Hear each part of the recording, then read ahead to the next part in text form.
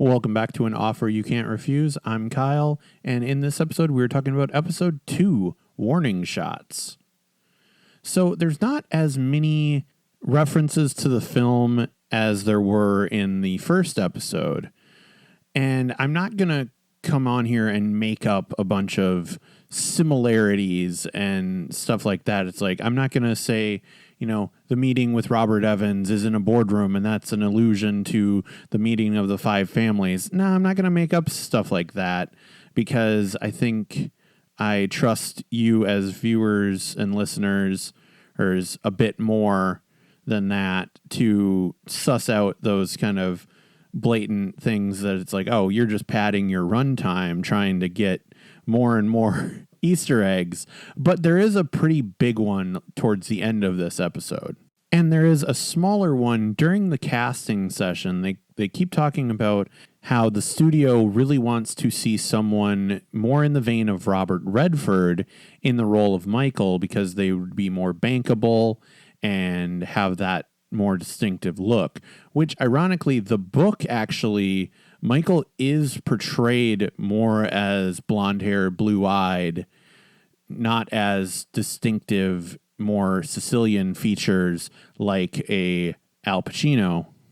But one of the lines that Francis Ford Coppola says in this scene is the fact that he talks about, I can't stand another actor mispronouncing Corleone, which, funny enough, is one of the traits of Senator Geary in the second Godfather movie, Godfather Part 2, is the fact that he always clearly, intentionally mispronounces Corleone just to tick off Michael and show that he doesn't care, even though you can tell he knows, it's Corleone. And I know it's not an Easter egg, but I've said already in the previous episode, I love the relationship between Mario Puzo and Francis Ford Coppola that is portrayed in this series. And in this little section, they are going over the writing of the pivotal scene between Michael Sollozzo and McCluskey, where Michael kills both of them. And it is talking very much about the loss of innocence in that scene, where Michael is at that point the outsider, has nothing to do with the family, but then he becomes and steps up and basically becomes the head of the family from that moment on. And the fact that the dropping of the gun is such a built-in tension point of Michael letting go of his old life. And it's just a fantastic scene, very well written, very well acted by both people in the scene. But the biggest Easter egg in the second episode is by far the scene between Albert Ruddy, Miles Teller's character, and Congressman Biaggi, where Ruddy goes over and pitches filming this movie in New York, and Biaggi, much like the Don does to Sollozzo when he pitches the heroin trade, he says very similar lines, but a bit of an inversion, which I like how the series is doing that thus far, complete with the actual lines of dialogue of, I must say no to you, and I will give you my reasons.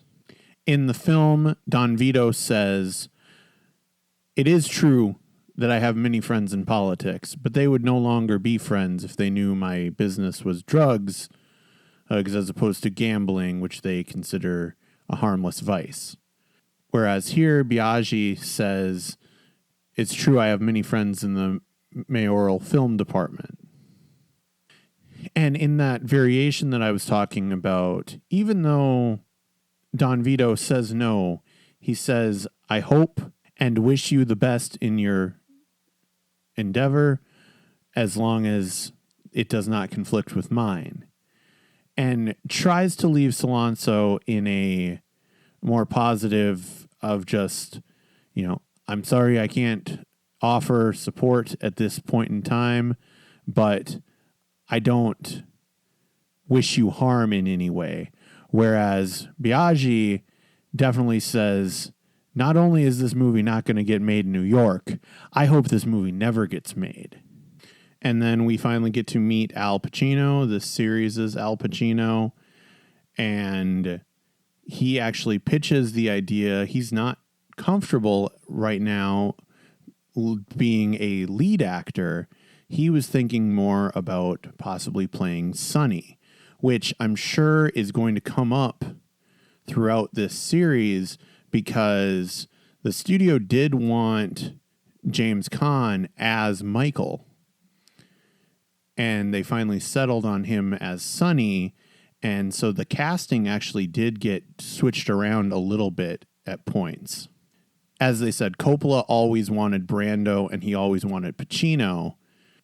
And in another reference that I actually forgot about when I was doing the intro to this episode, Robert Evans is in his hotel room gifted a copy of The Godfather, but instead of the book, it is a dead rat in his bed.